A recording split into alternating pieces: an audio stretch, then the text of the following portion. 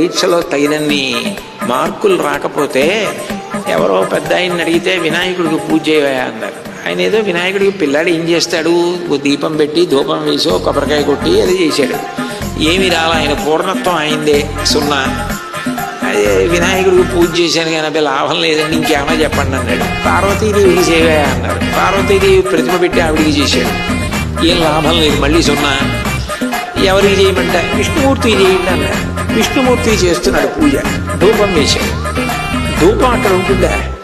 అదేం ఉండదు కదా, అది వెళ్ళిపోతుంది. అది అలా వెళ్ళిపోయి ఈయన తనకి మార్కులు ఇవ్వలేదని వినాయకుడిని పార్వతీదేవిని తీసేసాడు కదా, వాళ్ళిద్దరిని దూరంగా పెట్టాడు.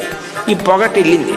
ఈయనడు చూశాడు, అన్న ఒక్క మార్క్ ఇవ్వలేదు కానీ నేను వేసిన ధూపం పీల్చేస్తున్నారా మీరని 2 రుమాళ్ళు పట్టుకొచ్చి వెళ్ళి ఆ మూర్తుల ముక్కు కట్టేస్తున్నాడు పీల్చకుండా. వాళ్ళిద్దరూ ప్రత్యక్షం అయ్యారు. ఆశ్చర్యపడి, ఇదేమిటి మీకు నేను పూజ చేస్తే ప్రత్యక్షం లేదు, ముక్కు గుడ్డ కడితే ప్రత్యక్షం అయ్యారు. నువ్వు ధూపం వేసినప్పుడు మేము ఉన్నామన్న భావంతో వేసావేంటి, ఏదో బొమ్మని వేసావు.